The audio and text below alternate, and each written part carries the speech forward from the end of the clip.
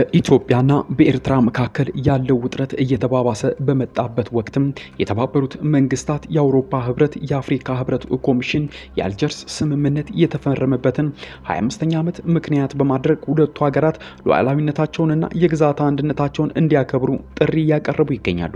የአፍሪካ ህብረት ኮሚሽን ሊቀመንበር የአልጀርሱ ስምምነት የተፈረመበትን 25ኛ ዓመት አስመልክቶ ባወጡት መግለጫ ላይ ኢትዮጵያና ኤርትራ ለስምምነቱ ያላቸውን ተገዥነት እንዲያድሱ ጠይቀዋል። ታዲያ የአውሮፓ ህብረትና አባል ሀገራት በበኩላቸው ባለፈው ሳምንት ባወጡት መግለጫ ኢትዮጵያና ኤርትራ ከ25 ዓመት በፊት ለተፈራረሙት የአልጀርስ ስምምነትና የዓለም አቀፋዊው የድንበር ኮሚሽን በካርታ ላይ ለወሰነው የሁለቱ ሀገራት ድንበር ሙሉ ድጋፍ እንዳላቸውም ገልጸዋል። ህብረቱ የአልጀርስ ስምምነት የተፈረመበትን 25ኛ ዓመት አስመልክቶ ባወጣው መግለጫ ሁለቱ ሀገራት ሉዓላዊነት፣ ነጻነትና የግዛት አንድነት እንዲያከብሩ ጠይቀዋል።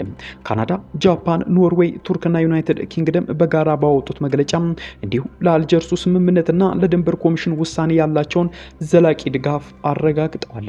ታዲያ የተባበሩት መንግስታት ድርጅት ዋና ጸሐፊ አንቶኒዮ ጉተሬዝ በቃል አቀባያቸው በኩል አርብ ዕለት ባወጡት መግለጫ ኢትዮጵያና ኤርትራ ለአልጀርስ ስምምነት ያላቸውን ተገዥነት ዳግም እንዲያረጋግጡ ጠይቀዋል። ኢትዮጵያና ኤርትራ ለዘላቂ ሰላምና አንድነታቸው የሌላውን ሉዓላዊነትና የግዛት አንድነት ለማክበር የተፈራረሙትን የአልጀርስ ስምምነት እንደገና ቁርጠኝነታቸውን እንዲያረጋግጡ የተባበሩት መንግስታት ዋና ጸሐፊ ጥሪ አቅርበዋል።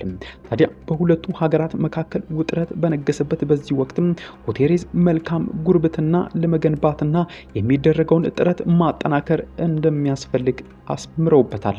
የአልጀርሱ ስምምነት ጉተሬዝ ወሳኝ ማዕቀፍ በማለት ሲጠሩትም የአፍሪካ ህብረት ኮሚሽን ሊቀመንበር ሙሐመድ አሊ ዩሱፍ በበኩላቸው ታሪካዊ ብለውታል። ታዲያ የኢትዮጵያና የኤርትራ በድንበር ይገባኛል ምክንያት ሚያዝያ 28 ቀን 1990 ዓ.ም ወደ ጦርነት ከገቡ በኋላ በአልጀርስ የተፈረመው የሰላም ስምምነት ጦርነቱ እንዲያበቃ አድርጎም ነበር። ይህ የከፋ ሰብአዊና ቁሳዊ ውድመትን ያስከተለው የኢትዮጵያና የኤርትራ የድንበር ጦርነት እንዲያበቃ ያደረገው ስምምነት የተፈረመው ታህሳስ 3 ቀን 1993 ዓ.ም በአልጄሪያ ዋና ከተማ አልጀርስም ነበር። ሁለቱን ሀገራት ወደ እርቅና መግባባት ያመጣል ተብሎ ተስፋ የተጣለበት ይህ ስምምነት የተፈረመው በቀድሞ የኢትዮጵያ ጠቅላይ ሚኒስትር መለስ ዜናዊና በኤርትራው ፕሬዝዳንት ኢሳያስ አፈወርቂም ነበር። ጦርነቱ በተካሄደባቸው ሁለቱ ዓመታት ጊዜ ውስጥ በ10 ሺዎች የሚቆጠሩ ሰዎች ከሁለቱም ወገን ለሞትና ለአካል ጉዳት ተዳርገዋል። ከዚህ ቀጥሎ ባሉት 10 ዓመታት ምንም አይነት የተኩስ ድምጽ ባይሰማም የሁለቱ ሀገራት ጦር ድንበር አካባቢ ተፋጦ ቆይቷል። ጠቅላይ ሚኒስትር አብይ ወደ ስልጣን መምጣታቸውን ተከትሎ የሁለቱ ሀገራት ግንኙነት መሻሻል አሳይቶም ነበር።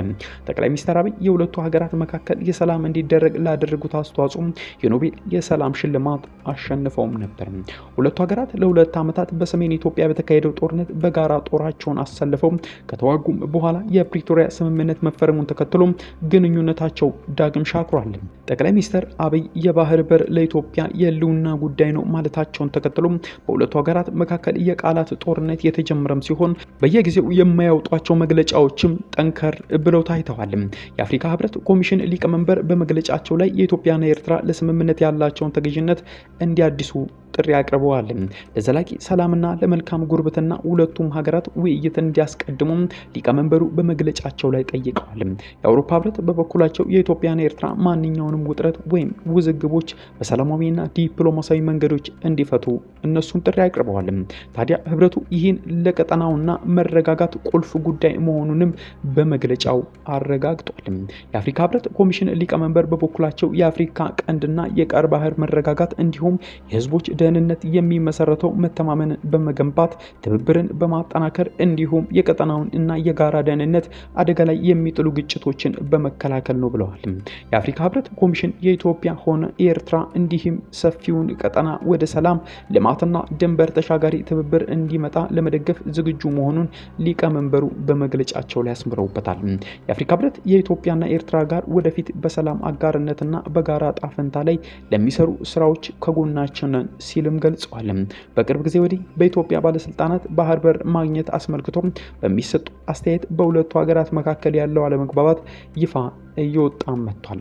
ታዲያ የአፍሪካ ህብረት ኮሚሽን የተባበሩት መንግስታትና ዓለም አቀፍ አጋሮች ያወጧቸውን እነዚህን መግለጫዎች ለ25 ዓመታት ያህል በሁለቱ ሀገራት መካከል ጦርነት ያስቆመውን የአልጀርስ ስምምነት ተጥሶ ዳግም ጦርነት ያገርሻል የሚል ከፍተኛ ስጋት ያደረባቸው መሆኑን ግን አልሸሸጉም።